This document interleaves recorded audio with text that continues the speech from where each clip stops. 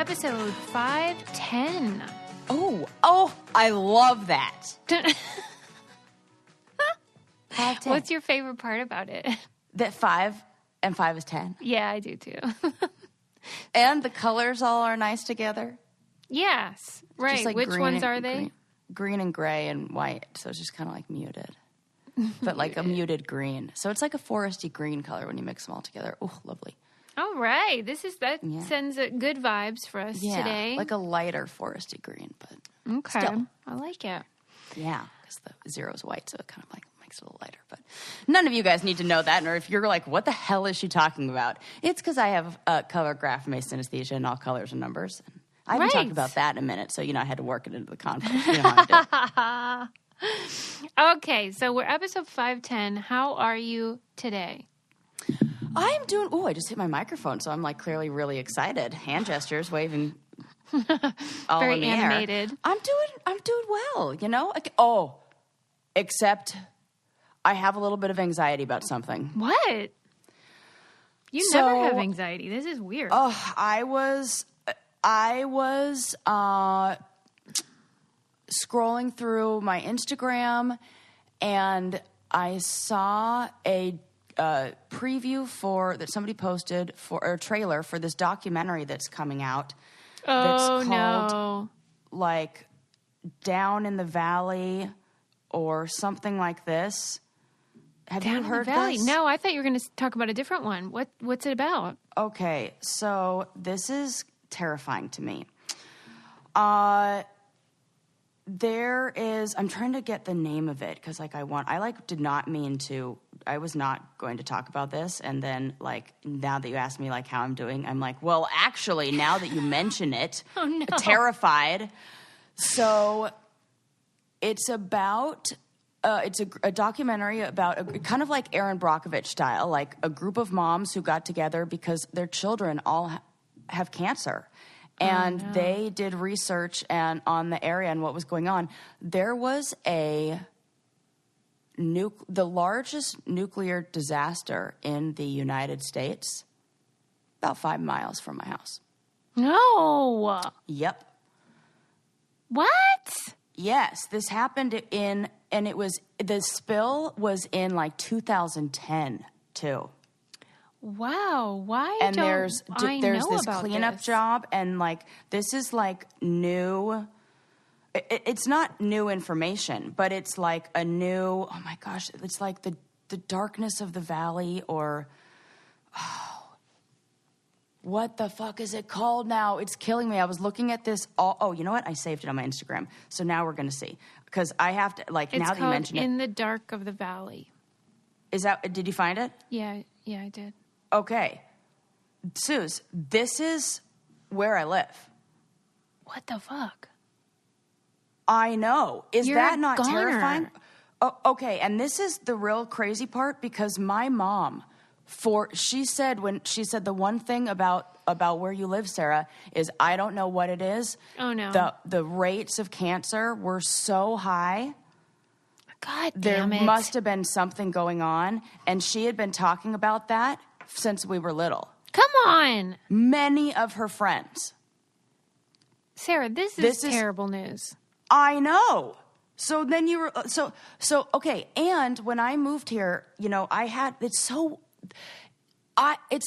don't know if this is a thing, but I swear Bo refuses to drink her water. Oh no.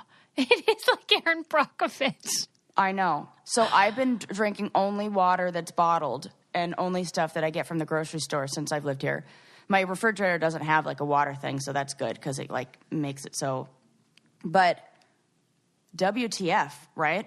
Oh, I mean, that is the worst news. You are like a professor emeritus in choosing housing that's problematic. Oh my God, I didn't even think about that. Oh it sucks. My God. I mean, listen to this.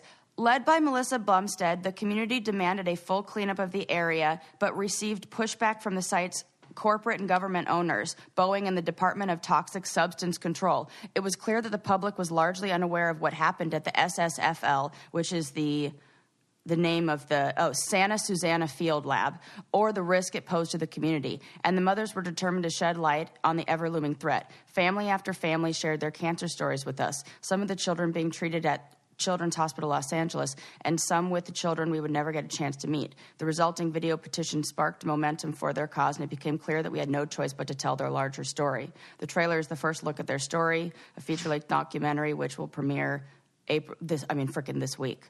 We got to talk to the director. Susie, this is where I live. Right. We got to get this. This is my mom had been taught. So, like, what do I even do about this? No.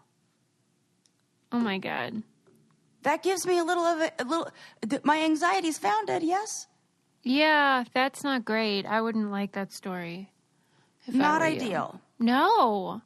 I mean, what are you going to do? You can't panic or anything. What are you going to do? I mean, and it's really like, don't drink the water and don't fucking go over near that area where it's radioactive.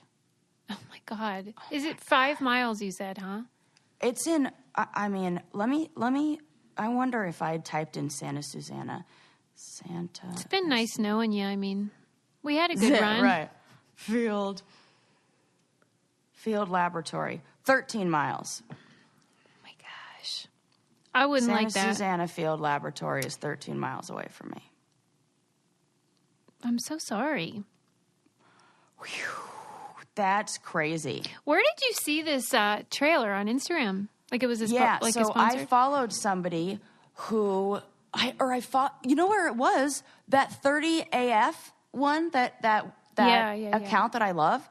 It was posted on there. It said, "What do Kim Kardashian, my best friend, and something else, and like NASA have in common?" They all appeared in this documentary together on, and then I looked at it and I was like, that like topography that they're showing looks familiar. Oh no. And I clicked on it and like swiped up and checked it out, and I was like, oh my fucking God. It's weird that I didn't even know this last happened. Night. I didn't know there was. Neither did I, because everybody's buried it. Like NASA's somehow involved. Like NASA is part of the they're the ones doing the research there, and they're the ones that caused this spill. Mm-hmm. Oh my God, I'm sick right now. Yeah, that's bad news. Yeah, but besides that, other than that, I'm fine. Things are great. Life's good. No problem. Just don't drink the water. Right. All right, Sarah. Well, we'll look into that. We'll have to find out more and interview the director for personal reasons. God, right? Man, it's scary. You might, you know what? You might need to call the good people at BetterHelp to assist with your coping. Definitely. I have acute anxiety. BetterHelp is great for anyone, whether you live near a nuclear power plant disaster or not, because they provide licensed counselors, a professional therapist for you that you can access with your phone or your computer from your house. You don't have to go into any offices, and you can start communicating in under 24 hours. This isn't self-help. This is professional counseling, and they have people that specialize in depression and stress, anxiety, self-esteem, anger, all the stuff that we all struggle with, and you can find the right one for you. Services are available for clients worldwide. It's super convenient and affordable, and a lot of people have had great luck with it. It's a great thing, if you're a little intimidated by therapy, which I think a lot of people are, so you can test the waters. We want you to start living a happier life today. As a listener, you'll get 10% off your first month by visiting BetterHelp.com/BrainCandy. Join over 1 million people taking charge of their mental health. Again, that's BetterHelp, HELP.com/BrainCandy. My therapist told me this week I'm doing a great job, Sarah. Oh, well, good. You are doing a great job, Suze. Thank you. I feel like everyone could use a helping hand these days, so do what you got to do. Okay. Definitely. First up, but right before we got on this call, I learned something interesting about bees, and I was like, I'm just going to go ahead and share that. Well, I love that. I love bees, and I'm on this save the bee thing. Everyone, even though I hate their stinging, right? 50% of people agreed with you, which is crazy. Oh wow! Okay. Well, do you think because I always say bee stings really hurt, and we thought maybe it was because I'm allergic that I had that feeling. Do you think it's just a difference in pain experience? Or Yes. Okay. I mean, that's what the very non-scientific Instagram study I did. I know that you have a high pain tolerance, but I wonder if there's anything that doesn't bother me, but that you would really be uncomfortable with. If each body's different in that way. Yeah. But we'll never know. That'll be fun to even think about. We still haven't even done our asparagus Do you hate pee. this? Do you hate this? Right. What do you think about paper cuts? Oh my God, the worst. Stubbing your toe, stepping on a I have Lego. one right on the tip of my finger. It's awful. But this is not about bees. So let's get back to your bee story. There's a guy I follow on Twitter, Phil Torres. He's I guess he's a naturalist or whatever. And he was saying that it's sad when people write me saying they are doing their part to save the bees by getting a beehive. If that's your goal, this is a bad idea because A, it is like getting a chicken coop to save wild birds, and B, amateurs are more likely to spread disease to other bees. So the best thing you can do to save the birds and the bees in your backyard is to plant native flowering plants. Yes. Use fewer pesticides and leave some wild space that isn't mowed or raked.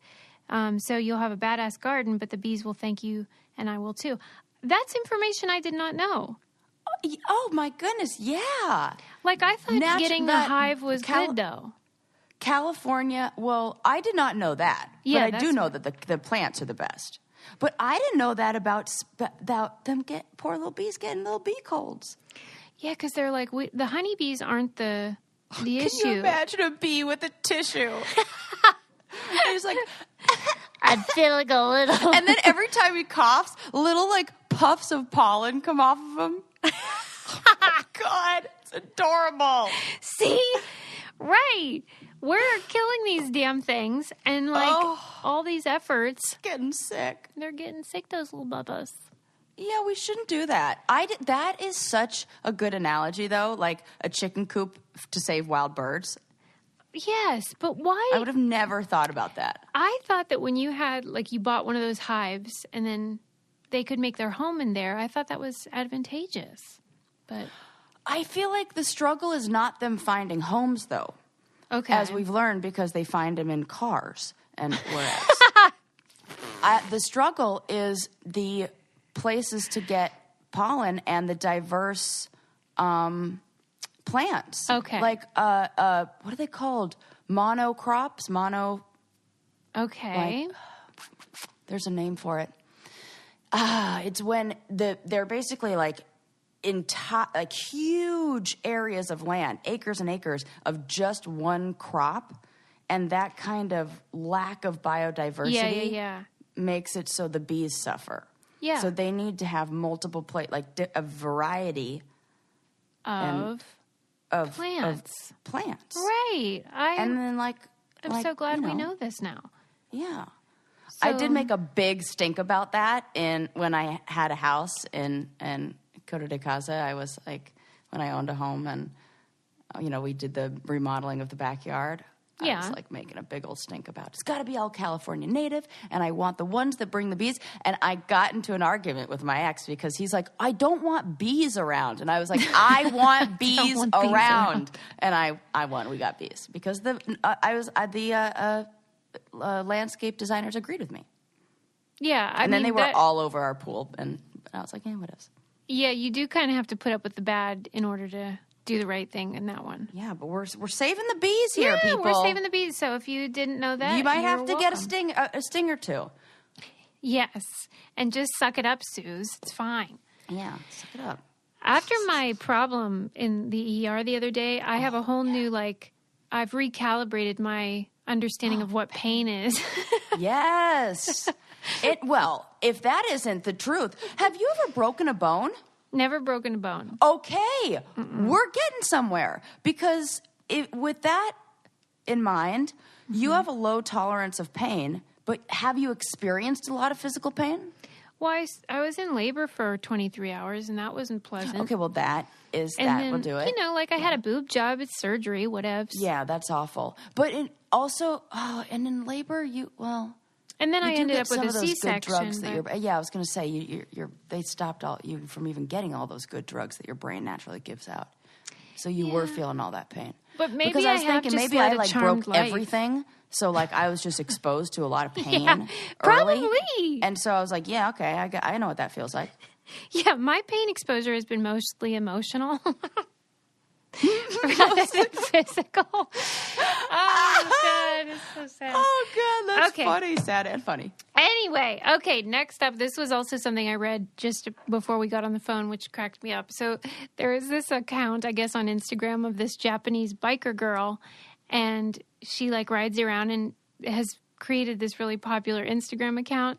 And then it just came to light that it's not a girl at all, that it was some, like, 50-year-old man that was using the Face app to, like, change Oh, my the way he God. looked.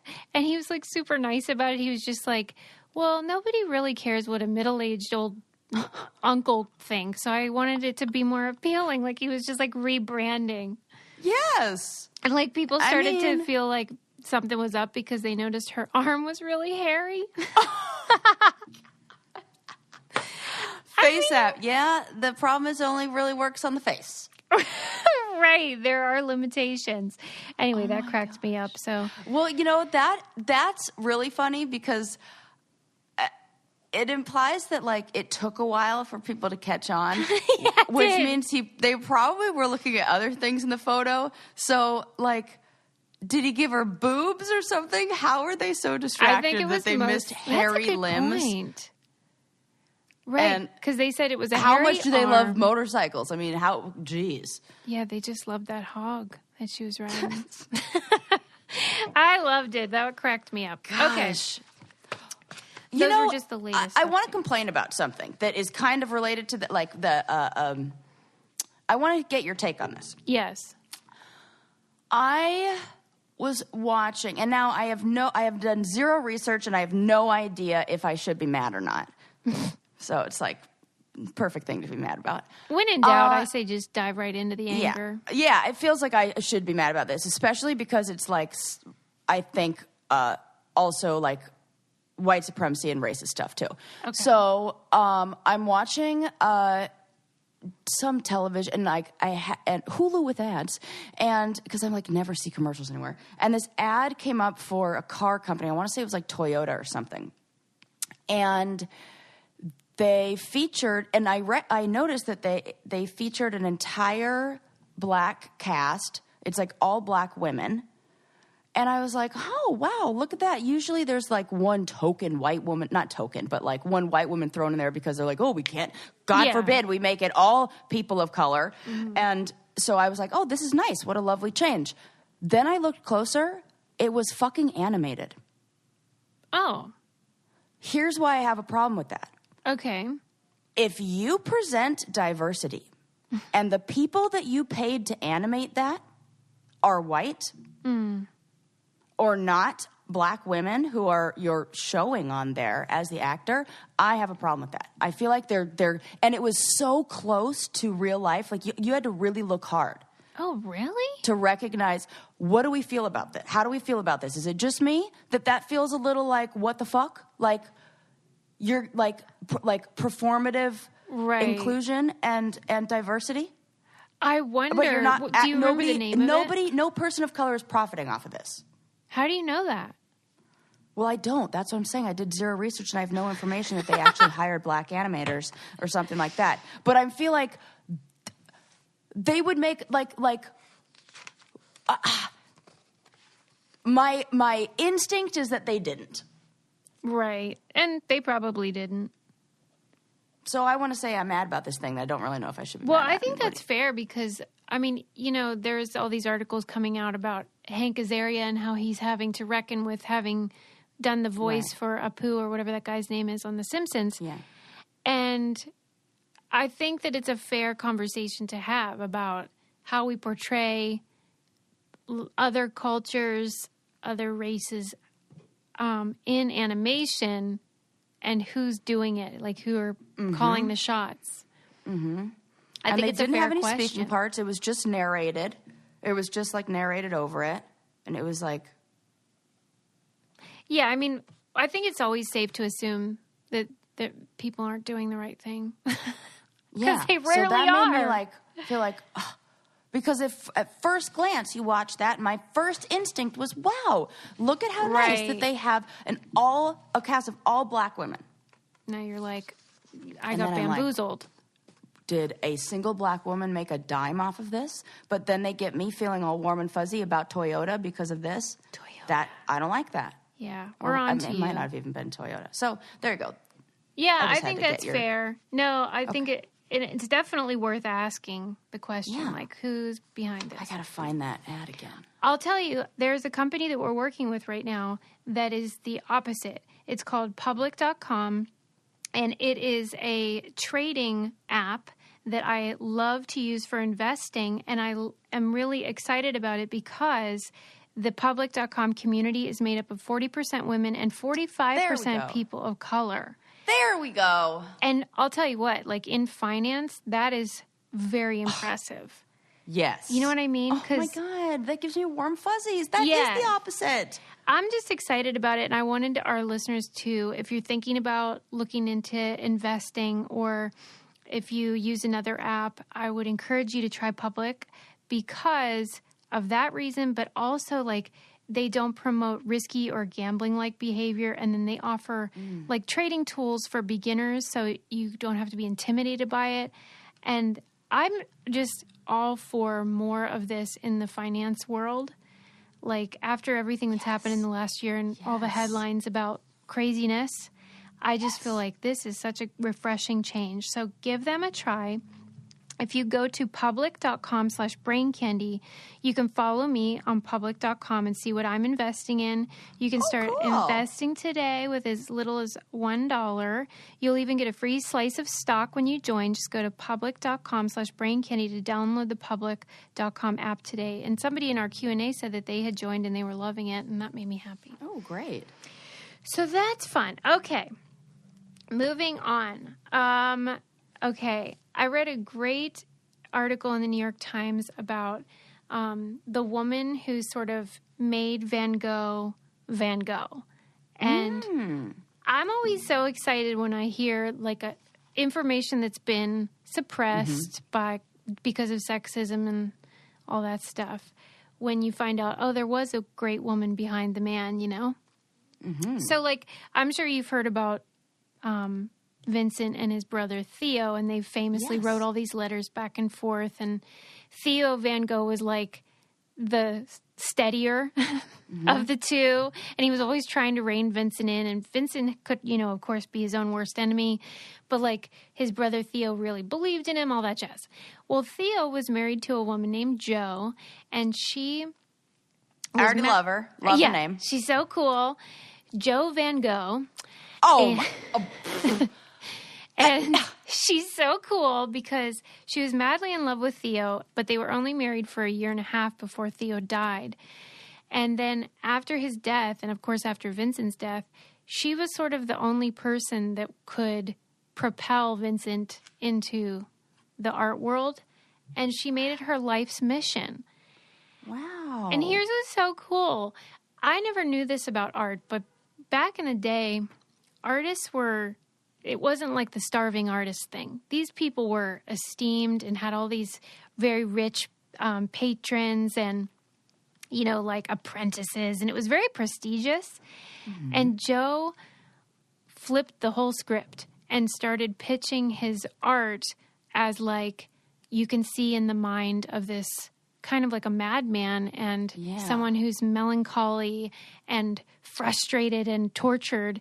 And then that became part of the art, which was like a new thing. They didn't do that. Well, you know what she introduced? The female perspective. Right. A soul. She introduced emotion. Remember when I was talking about the skateboard film? Yeah.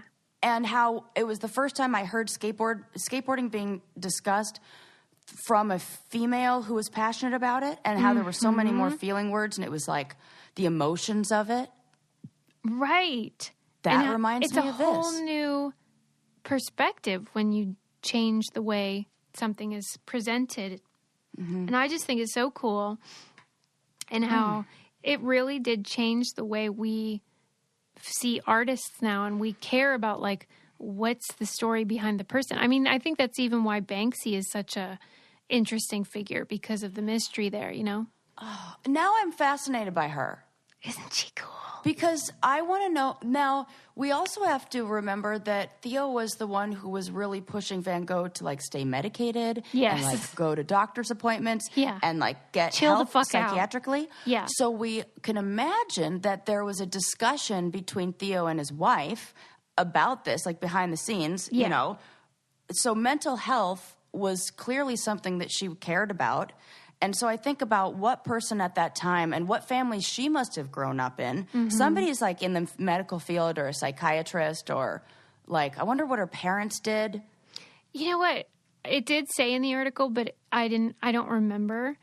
I should re-examine that because it would be interesting to see how she got so astute and It's cool. yeah, like I just love it because nobody's talking about Joe Van Gogh. Right. The name alone, come on. And I'm going with my aunt in a couple months to see that Van Gogh exhibit. Me that too. is- Oh, they're doing it in cool. Pittsburgh. Oh, they have it in Pittsburgh? Yeah, like I guess there's a tour, one. And Yeah. I can't wait that's to so see cool. Yeah, me too. So the I'm immersive gonna one, right? Yes, Yeah. yes. And looks everybody really says cool. it's amazing. Okay, good. Yeah. So when are you going? October is when I'm going. I think July? Okay, so you can tell Yeah. me if it's awesome. That's exciting. Yes. Yeah, so that's super cool. And then it also said that her diaries are now available online from the Van Gogh Museum, so you can check that out as well if you're interested Love it. in learning more. Yeah, one of the coolest things about art is, yes, the paintings are wonderful and the actual art itself is interesting, but I feel like I'm almost more interested in how art reflects like what was going on in society at the time, and there's so much more, which is why it's so great to go to a museum or even like those online tours and actually do the tour. Yeah, right. Because it feels kind of nerdy because it's always like you and then a bunch of like 80-year-olds. Look who our listeners, please. No, yeah, like They would love this. Nobody here thinks that's nerdy. absolutely, yes. But yes, I know what you mean. There's a certain time where you're like, I don't want to do that. Well, That's and I nerdy. could do Or without like, the I don't have to. headsets. I had this whole idea of like, what are they going to teach me that I don't know? Sarah Pretty much Louise. everything, Sarah. That was like Dunning-Kruger in full effect at the museum when Yeah, I was like 14, 15, 16. Yeah, I think they know a Maybe thing or 25. two. You might be surprised. Okay, before I share my next thing, I want to remind everybody that Mother's Day is coming up, and you need to buy your mama something lovely, or maybe you could drop a hint that you would like something, and I would recommend the lovely jewels from Pandora. I think this is a great idea for a gift. I've been getting my mom these charms for, like 15 years. You should see her bracelet. It's like half the weight of her arm. I love something that is a ongoing collectible gift. Right? They're really cute. And I just love how you can buy all different like styles and themes and like things that she loves. You can pick out the perfect charm for, what she's into. But they have tons of stuff. They have rings, necklaces, earrings, bracelets, and you can add charms to that. You can customize it to fit your style and personality. I would get my mom one that had all of the zodiac signs on it. That would be cool. Like a bunch of different ones. All the she would be easy to get one for her. Yeah, they have all kinds of stuff like that, like symbols of love and gratitude or infinity symbols, angel wings, stuff like that. And then it's just a nice thing that they can have forever and keep in the family. I think it's really fun. Thank the mom in your life for always being there with a sparkling gift from Pandora Jewelry. Shop online or in store between April 22nd and April 26th and receive a bonus gift with your $150 Pandora jewelry purchase, a limited edition sterling silver bangle. Go to us.pandora.net/braincandy to start shopping or find a store near you. That's us.pandora.net/braincandy. Okay, moving on. Do you think you are able to spot a liar? Oh.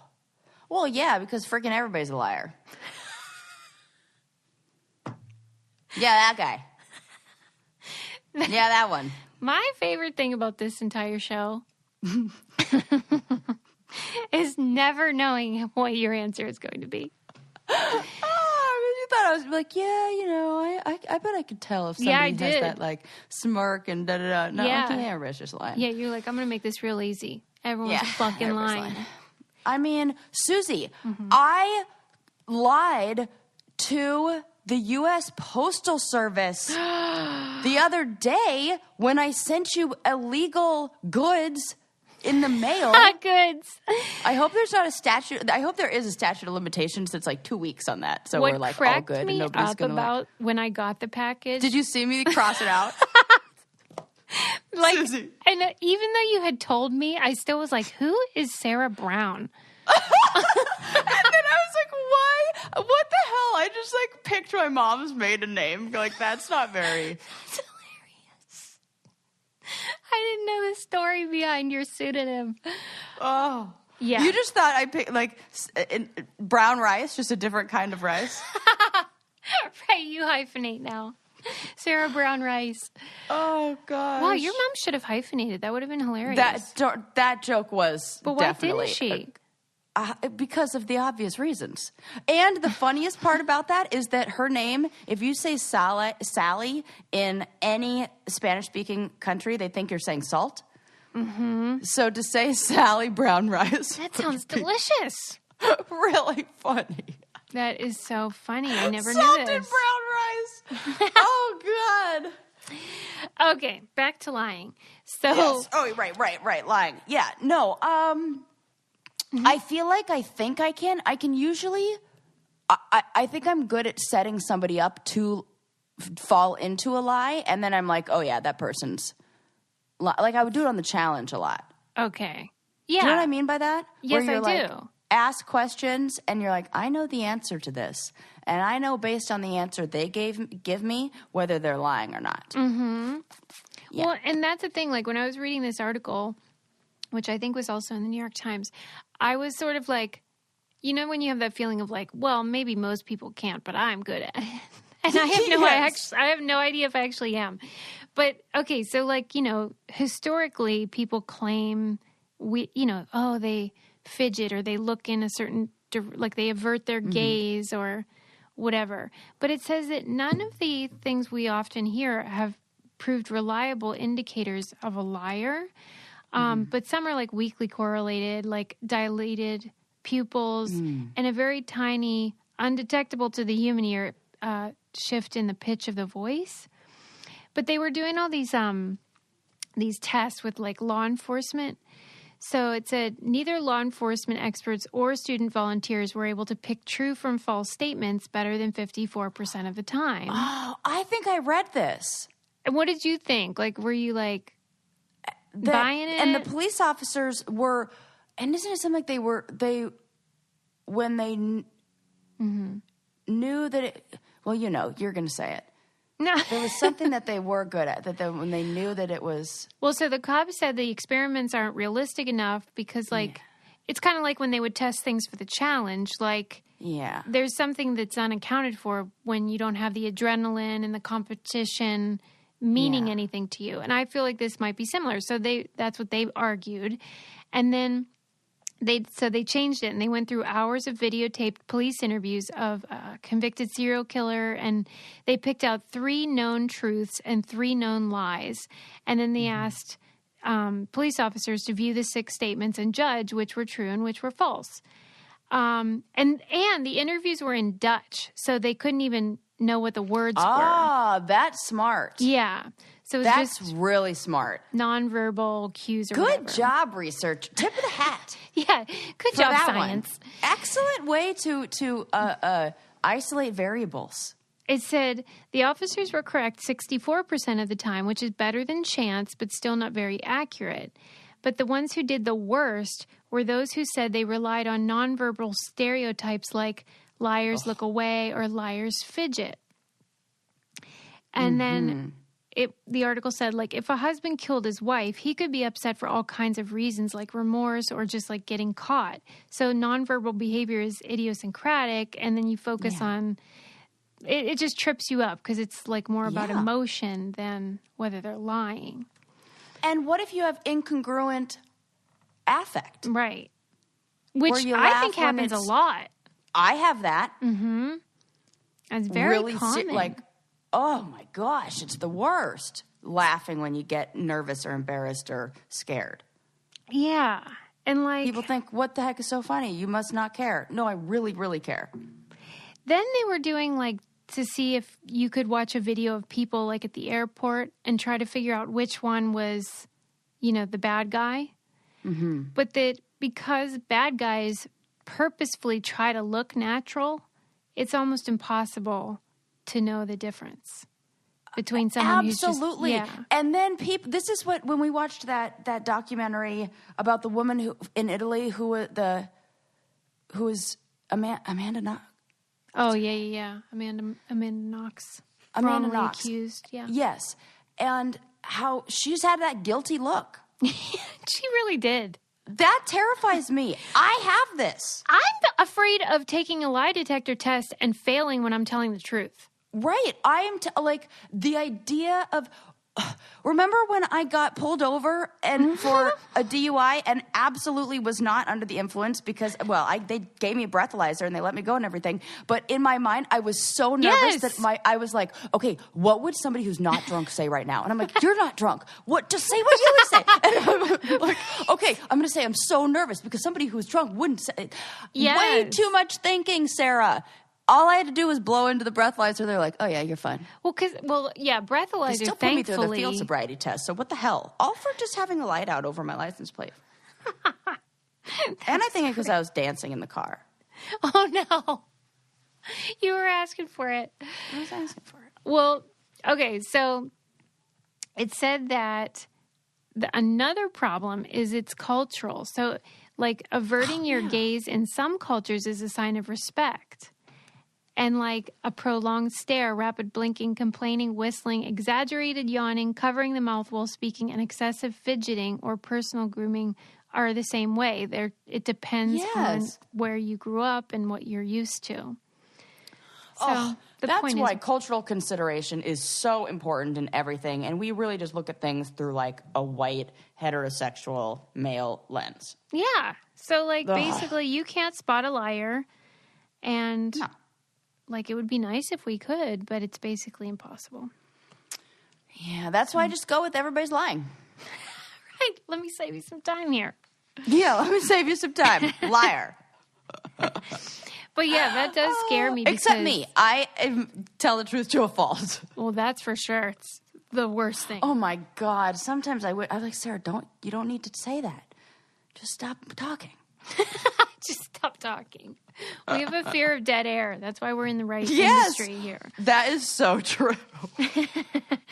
Okay, next up, I want to tell you about a super fun game that Sarah and I are playing called June's Journey. Mm-hmm. Okay, who doesn't love a good mystery, right? And who doesn't love a hide and seek? Yes. And like June's Journey will let you be like the inner sleuth. Okay, maybe you won't know who's lying, according to the study we just learned about, but you can at least find a thrilling adventure set in the Roaring 20s. That's something. It's just super cute. It's about this June Parker, who's a detective investigating a mysterious death of her sister, but it's just a free-to-download mobile game. It's super cute. And you can put your power of observation to the test and memory and logic skills, which... Well, I love that. We love that. That's super fun. And it's just a nice little break from the stress of life, as always. It's really, really fun. You guys are going to love it. Download it for the cute Roaring 20s outfits and hairdos alone. Yeah.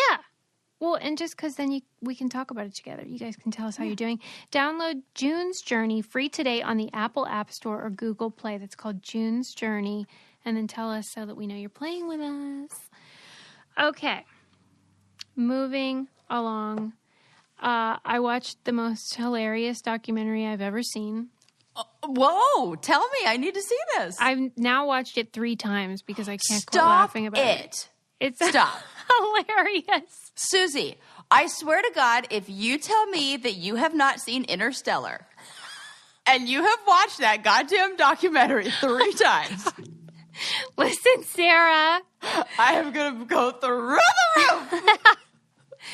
And even though my voice went up, that is not a lie. When you watch it, you will understand. It's called Frank and Cindy. It's on Netflix. But make sure you choose the right one because the right one is from, 2004.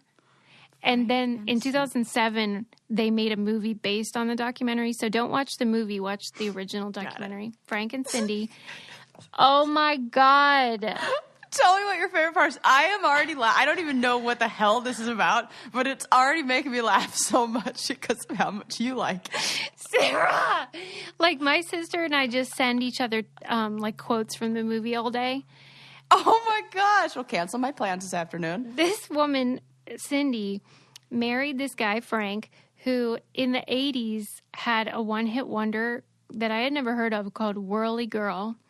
And she thought he was like, on his way to the big time, but it was just like a one-hit wonder, and then like he basically quit working, and she had to support him. And they're totally dysfunctional, and there's her son, GJ, is the filmmaker. GJ? GJ. Correct, is the filmmaker. And he is just basically documenting his crazy mom and stepdad. But I can't even put into words how funny it is. Every single line from the movie is hilarious. If you're into, like, dysfunction being kind of funny. Well, hello. Well, I mean, that's my whole life. So, like, right. I really connect to I it. cannot wait to see this. Like, anybody that grew up with fucked up parents like I did, but developed a sense of humor to cope with it, will be like, oh, this is my life, and it's hilarious. So please watch it, and then report back to me. I can't wait.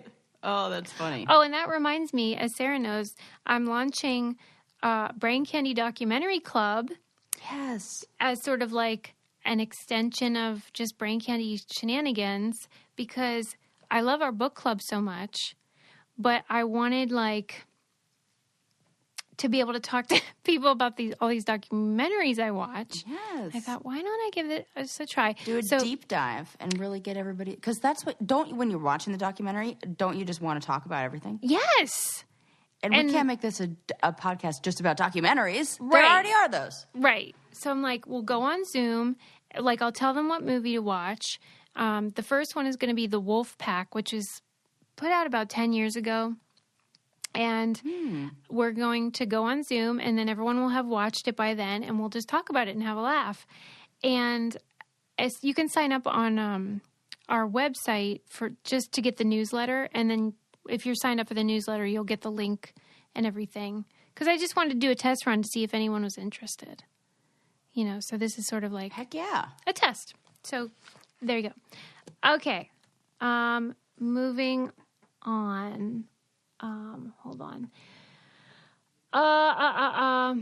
Okay, the next thing I want to talk about is there was this great article in The Cut about Wikifeet.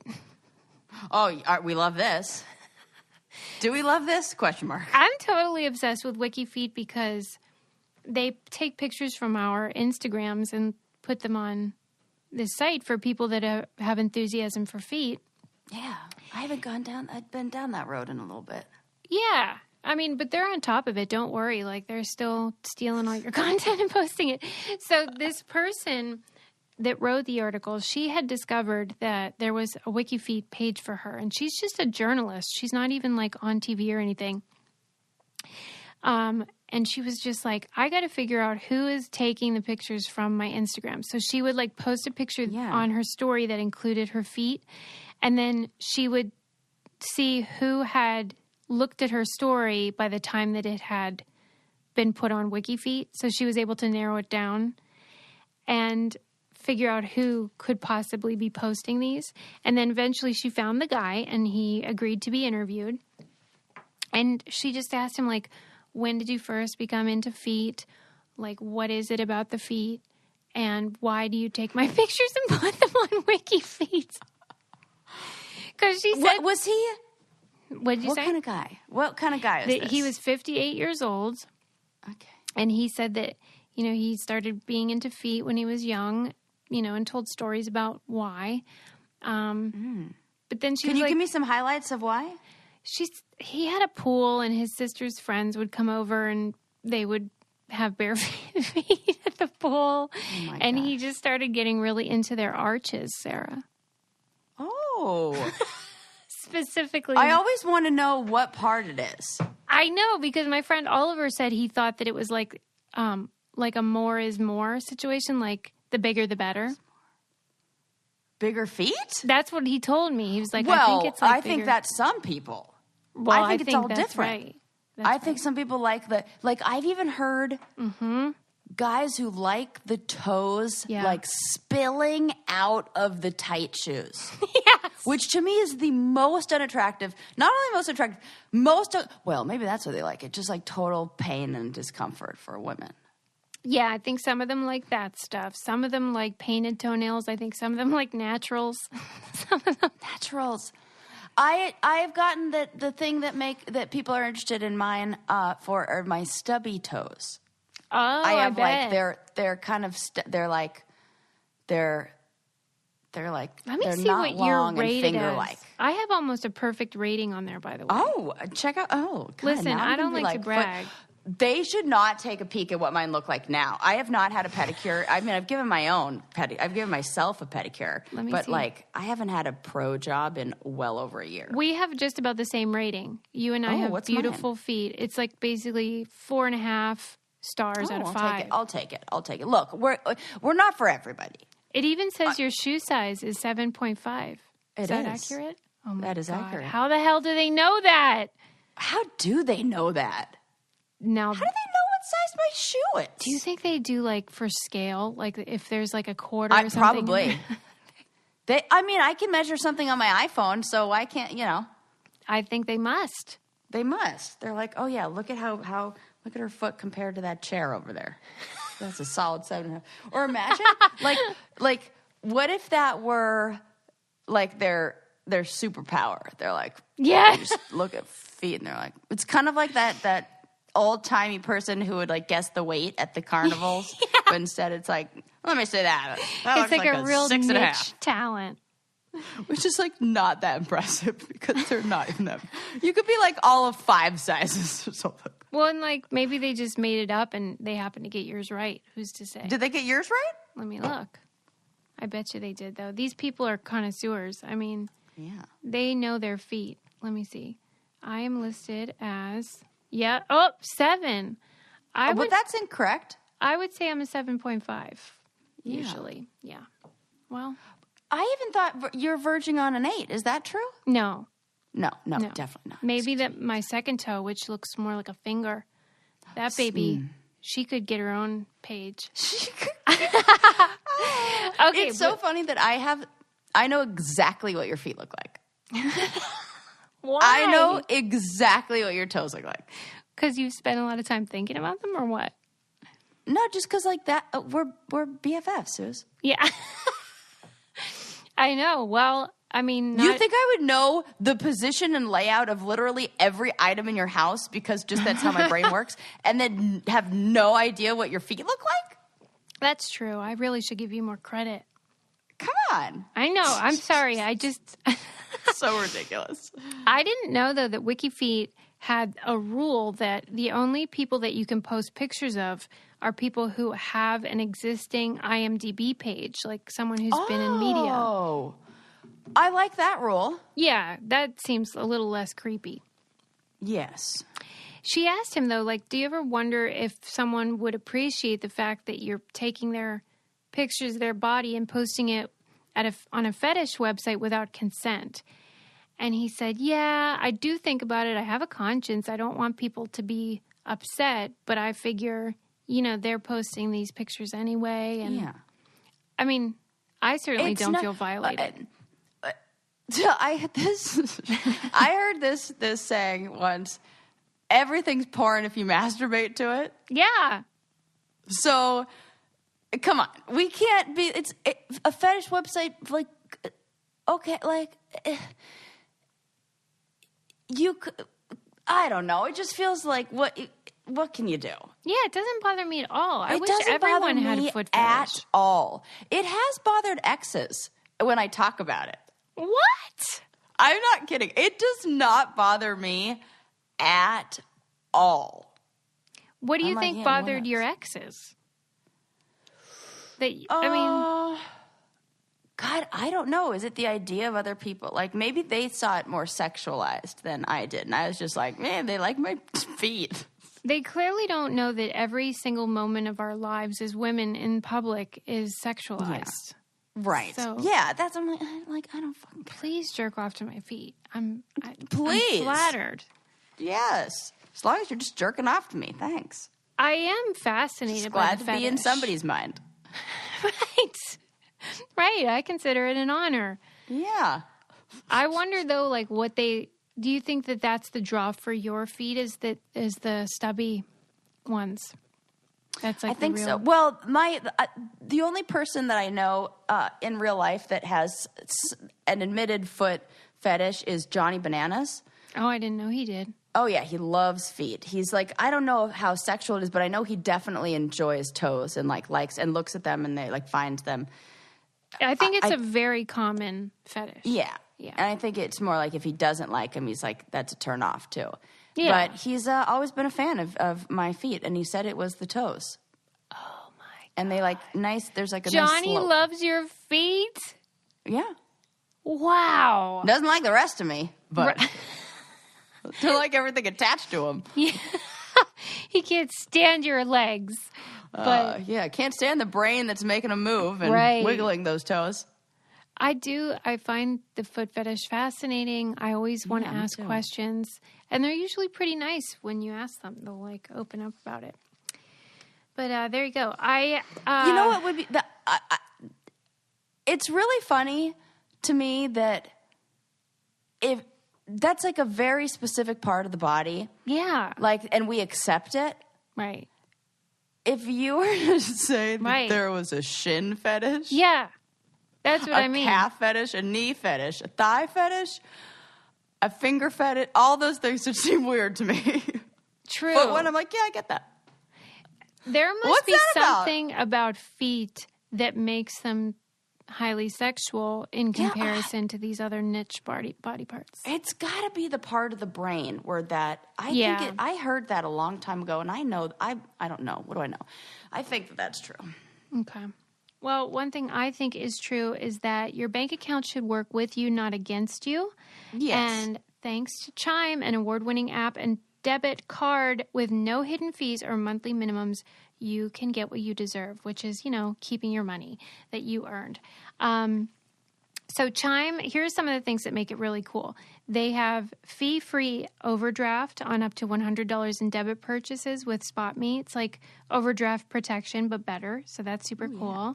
You get your paycheck benefits like stimulus checks, tax returns up to 2 days earlier with direct deposit. People love getting their money faster. There's no hidden fees or monthly minimums. They have really great security.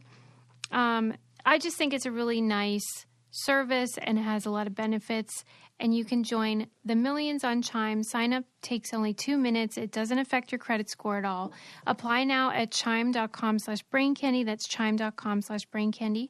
Here's the mandatory disclosures. Chime is a financial technology company. Banking services provided by the Bancorp Bank or Stride Bank N.A. members FDIC. Eligibility requirements and overdraft limits apply. Overdraft only applies to debit card purchases. Limits start at $20 and may be increased up to $100 by Chime. Early direct deposit depends on your payer.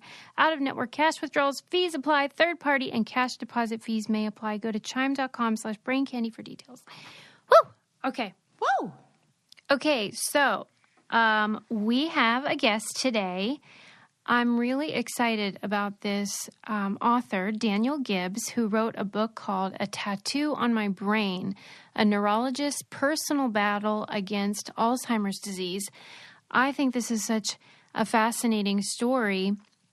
As the title suggests, Daniel Gibbs was a successful neurologist who worked with lots of Alzheimer's patients, and then he discovered that he was, in fact, among them and was diagnosed with Alzheimer's himself. Thankfully, he was diagnosed very early on, and so he has been able to chronicle his journey and sort of make himself his own research. And I just think that's so cool because he's able to observe the changes in cognition and the symptoms that he is developing.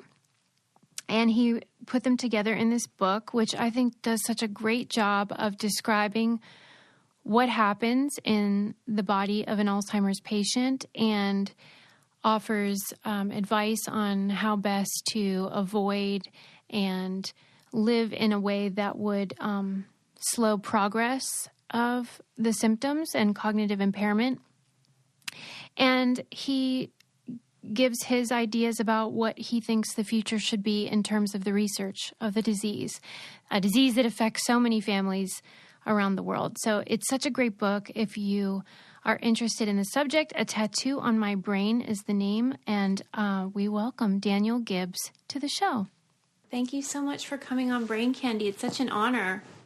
Well, I'm happy to be here. I loved your book, A Tattoo on My Brain. How the heck did you decide to call it that?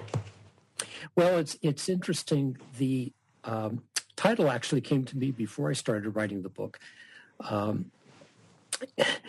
And the origin of the title is both figurative and literal, because as you may have read in the book, in one of the studies I was participating in, I had an adverse reaction that caused some bleeding into my brain, which was, I recovered from it completely over a number of months, but it left behind an iron pigment called hemosiderin.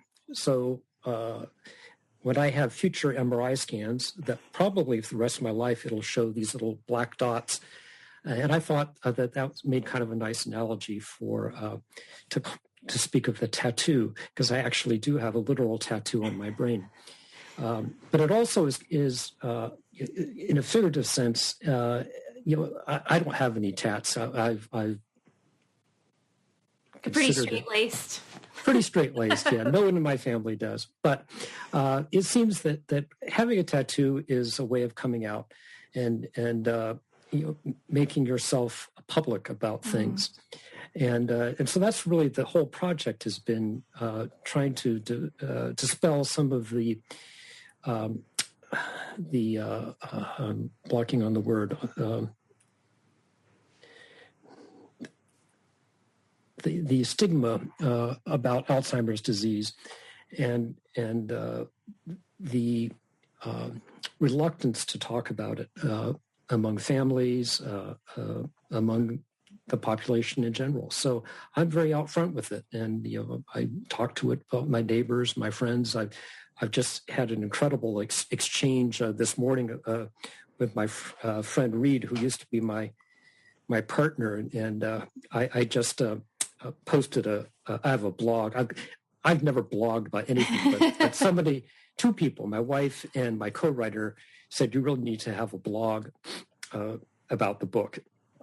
So I've been doing that, and the blog I posted last night was about walking in the nearby forest with my dog Jack, which we do almost daily when the weather's nice. And I had a couple of pictures of Jack in there, and my friend Reed, who also is a dog lover and has a pretty wry sense of humor, said that he didn't realize how long Jack's ears were. He's a spaniel, and so he got long ears. And he said, "Can he fly like Dumbo?" And and so this, you might imagine, led to a series of more and more absurd right. comments. And then finally, he sent me a cartoon that he had drawn that showed me walking along with, on a leash. Jack is up in the air, flapping his ears. And some horrified man walking by with his dog. You know what? Jack seems like a pretty magical dog, so I wouldn't be surprised if Jack could fly. I was thinking, though, when you say, your neighbors and how when you originally wrote about your diagnosis, that was kind of how they all found out. And that must have been a very strange experience for you because everyone all of a sudden knows all your business. And I was wondering if the way they treated you changed at all. No, for the most part, no. Okay, good. Because I'm really not that impaired, so I can still carry on a reasonable conversation, and people don't have to be, cautious freaked about out. Yeah. Talking about the neighbors, I did a post. And actually, that turned into an article in Scientific American that's coming out this week about face blindness in Alzheimer's disease and otherwise. And the post starts out, or the article starts out with experience I had a few months ago where I came across this woman on my street pushing a baby carriage and walking her dog. And there were 3 women on our street who had babies within a month and a half of each other about a year ago. And 2 of them have dark hair and 1 has blonde hair. And so I was chatting away with this woman with blonde hair and asking her how old the baby was now. And she was quite pleased to talk to me. And then as she walked away pushing the baby, it struck me that she had the wrong dog. No. The woman with blonde hair has a black lab, and this was some little dog I've never really seen before. So I was talking to an entire stranger, and that was due in part to my face blindness called prosopagnosia, which is very common in Alzheimer's disease, but also the fact that everyone's wearing a mask now, so we cover up the facial features. So I had a double whammy. So I used that as a lead-in to talk about face blindness, what part of the brain is damaged with that, and some of the famous people who've had face blindness. Yes, and I've read about it amongst, celebrities that say they have it, and it always sounds so unsettling to me because if you don't have it, we all rely so much on just sight memory of someone's look. Right. Did you find it unsettling? Yeah, well, mine is not as severe as most people who have it congenitally. About 2% of the population is born with face blindness, and they often never realize it because it's just, the way life is. Yeah. But they have to recognize people using other means. And I have a former colleague who has severe face blindness, and she can't tell who anyone is until they speak or do something else characteristic. Because she can't recognize the facial features to identify them. I'm not that bad, but I still confuse people a lot, even without the masks. So I tend not to commit myself to who somebody is, unless I can recognize their dog. I'm fine with that. I love that. That's great. Just everyone needs to have a dog to remedy this. Absolutely. It's the right thing to do. I was fascinated by the idea of being one's own sort of research project, which is sort of what you've become to yourself. Do you find that a natural situation, or was that an adjustment? No, well, for me, it's a coping mechanism, because by looking at my case intellectually, I can step back and analyze it and not be freaked out. So, that's kind of a unique thing, being and one of the advantages of being a neurologist, being able to kind of enjoy the interesting things about it. For example, I think, I did for sure write about this in the book, that when I saw my first PET scan that was done as part of a study, my amyloid PET scan, it showed amyloid where you would expect it for Alzheimer's disease. But I honed in, I asked them to enlarge the image and looked at some of the olfactory parts of the brain, because the first symptom that I had was olfactory loss. and these phantasmias, these illusory smells that come out. And sure enough, I was able to see depositions of amyloid in two of the parts of the brain that are involved in higher processing of olfaction, of smell. And we all thought that was pretty cool. There were about 20 people in the room, and no one had really made that connection with PET scans and these olfactory centers, although it had certainly been known for decades that the first pathology of Alzheimer's disease is seen in these olfactory centers. So, why do you think that is? Can you help me understand? Because I find this smell situation, we're hearing a lot about it with COVID as well, and smell is such a mysterious sense anyway. And I just want to know more about why it is so connected with memory. And I had no idea it was even a part of Alzheimer's, that symptom. What the heck? Well, I don't know that I have a good answer. Give for me you. something. I'm desperate. We don't know really. There are several different. It is. I mean, you can start with the facts that the progression of the pathology of Alzheimer's. It's first seen in the entorhinal cortex, which is adjacent to the hippocampus. So that's a memory area. And at the same time, it's found in the olfactory bulb and some of the other olfactory centers. So that's years before there are any symptoms. And why that is, one can speculate, but I have no idea why it is.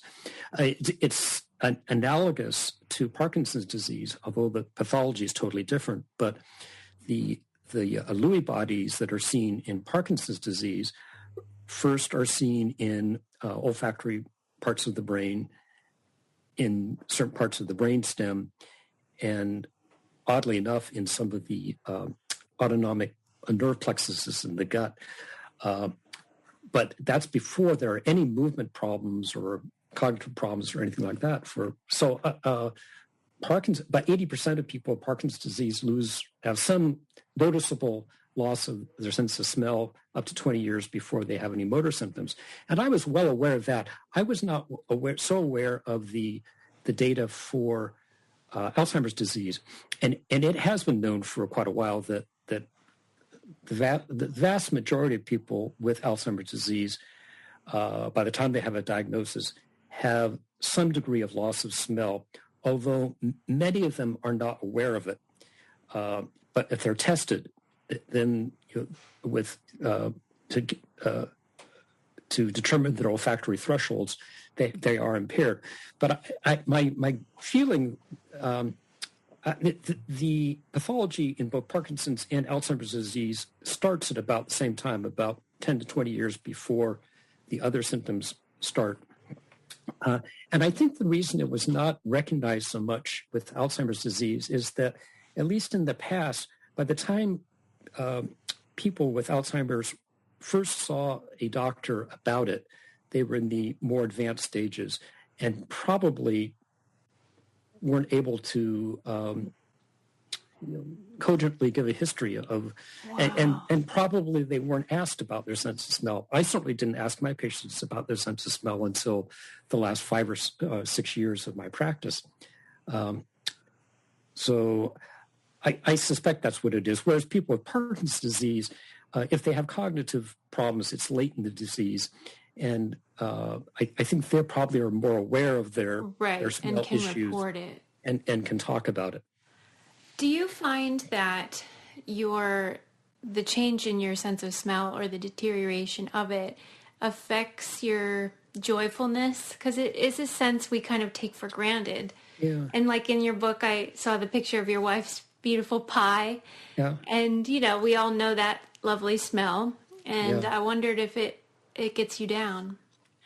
Well, I not as much as it does to a lot of people. I mean, a lot of people just really, who I've talked to, particularly you hear a lot of people with COVID and how they've reacted to their loss of smell. Yeah. And it really bums them out. But I think, with Alzheimer's, it happens so slowly, over a number of years that I just kind of got used to it. I think if you lost your sense of smell abruptly, like you do with COVID, that would be a real shock and really hard to take.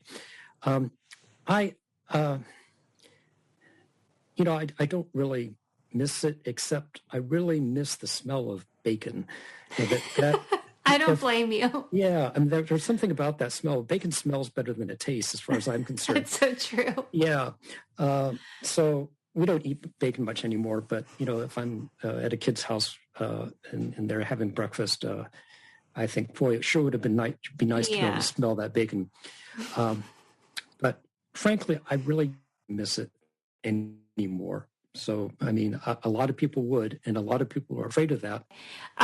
Okay, so I was wondering, since you are a fancy doctor, but now you're also a patient, if anything surprised you since you got the diagnosis that you didn't realize when you were just working with patients.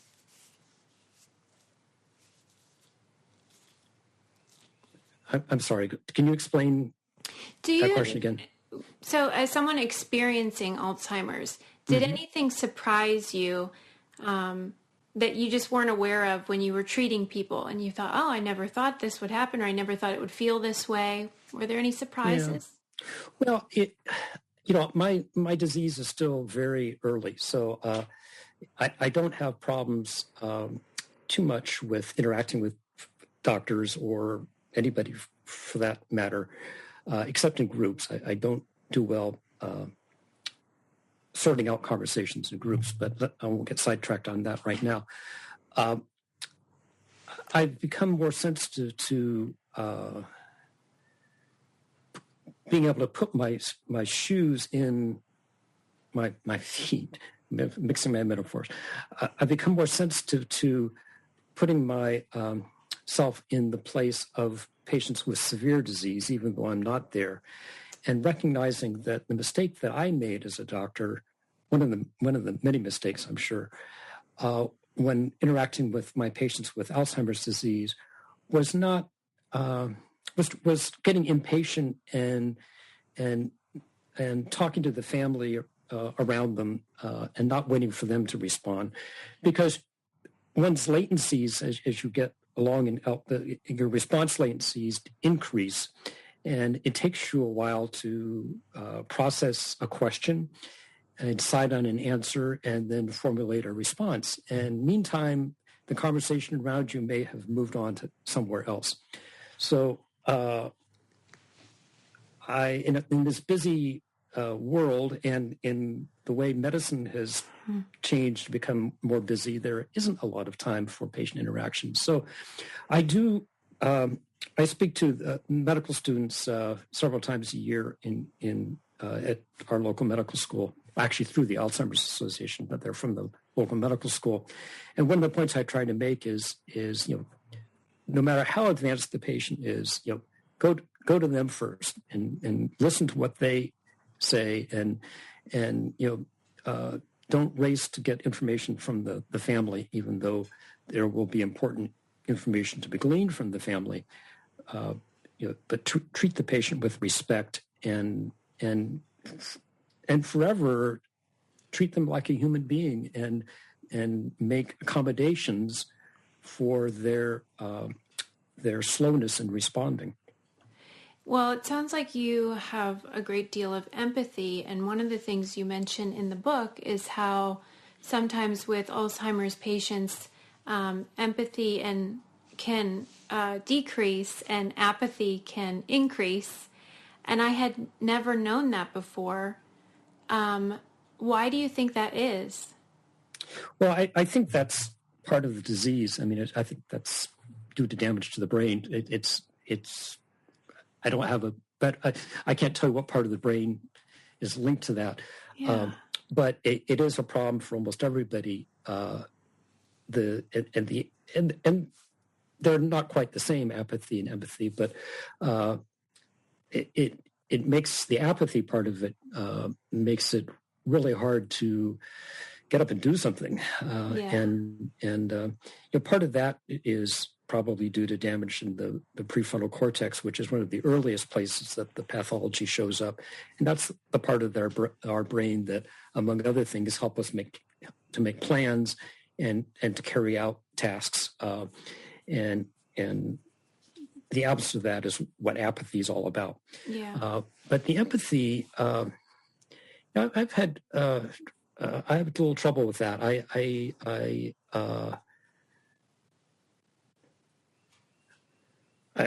have to make a real effort to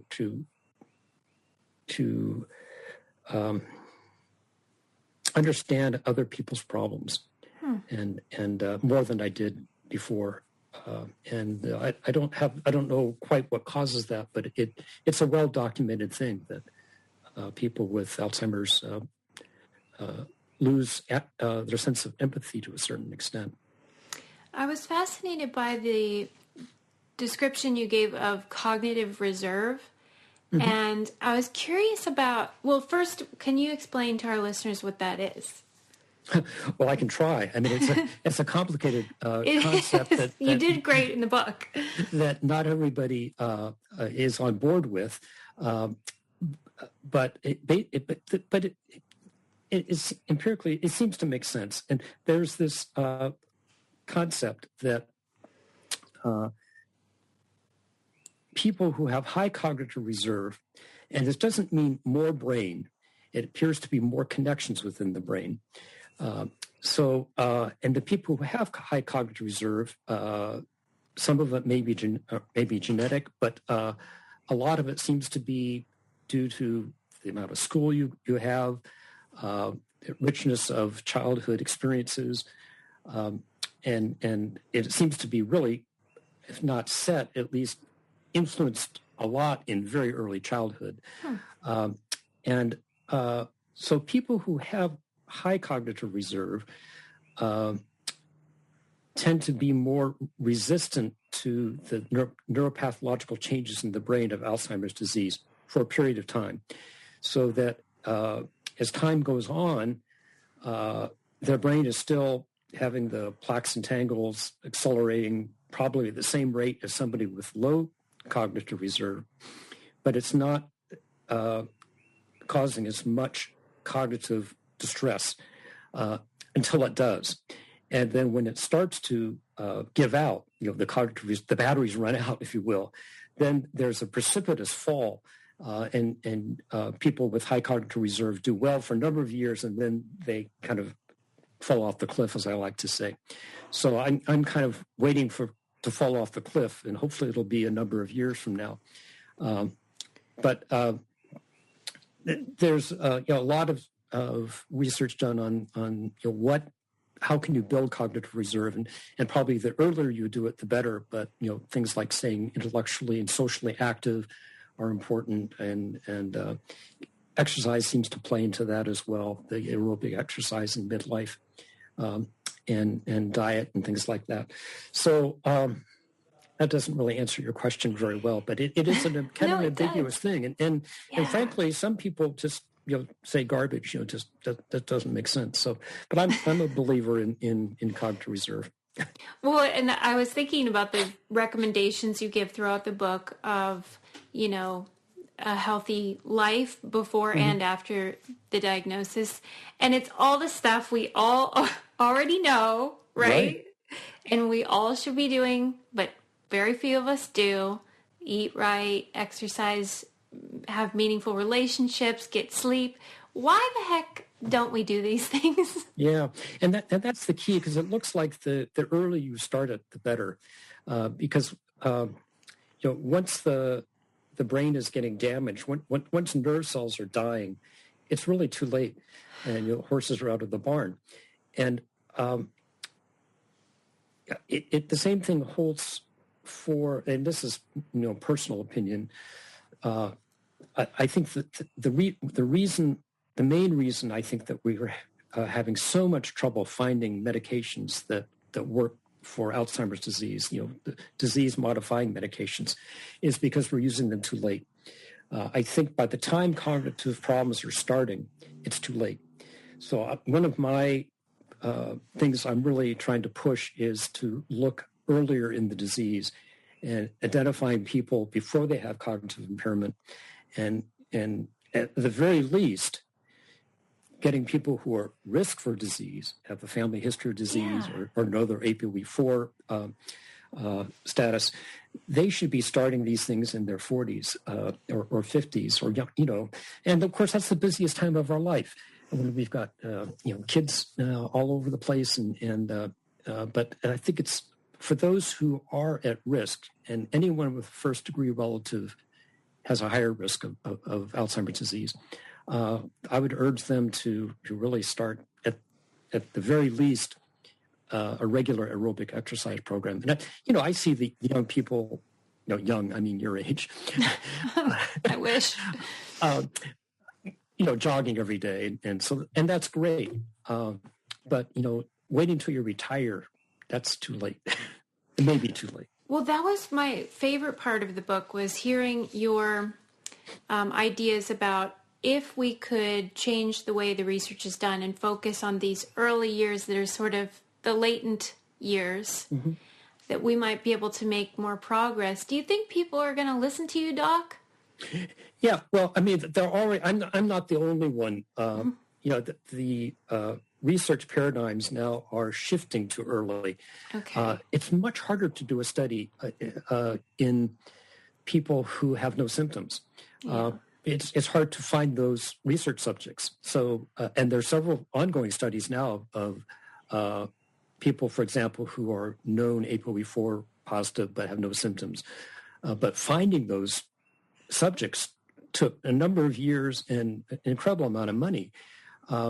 So we're getting more and more tests coming out that will help us identify Alzheimer's disease pathologically before it is cognitively apparent. And we've got the PET scans now, amyloid and PET and the tau PET. And of course, people like to say, well, just because you have amyloid in your brain doesn't mean you're going to get Alzheimer's disease. And that's true. About 30% of people who die in their 80s or so have amyloid in their brain and had no cognitive impairment. Mm-hmm. But my comeback to that is, well, yeah, they didn't have it yet. But if they'd lived to be 100, they probably would have. Mm-hmm. But now we're also being able to measure tau, the abnormal protein in the neurofibrillary tangles. And that starts to appear in the brain, at least by PET scan, just a couple of years before the cognitive impairment. So now we've got blood tests, a number of blood tests for both amyloid and tau that haven't been approved yet, but may make it, at least on a research basis, may make it possible to identify people who have Alzheimer's pathology, or at least a strong evidence of it, long before, maybe 10 years before they have any cognitive impairment. So I think that's going to be key to doing these studies going forward. And ultimately, I think, not in my lifetime probably, but we'll be able to start treating people for Alzheimer's disease before they start getting cognitively impaired. That's what excites me. In the book, I just felt so much gratitude to you for spending this time sharing your story with us, because there's lots of things you could want to be doing right now. And so I just think it's such a wonderful service that you're providing to the rest of us. And I'm so thankful. And we have one question that we ask everybody that comes on the show. We have this theory that what you keep in the trunk of your car is symbolic of like where you are in your life. So we ask everybody what they keep in the trunk of their car. I bet you there's some, I was going to say, I bet there's something to do with your dog. That makes sense. Yep. Yeah. And some treats. Dog crate, and some treats. Jack deserves all the treats. Yeah. That's good. But thank you so much for coming on the show. I'm happy to do it. I hope lots of people read A Tattoo on My Brain, and we're just so glad we got to talk to you. Thank you so much. You're very welcome.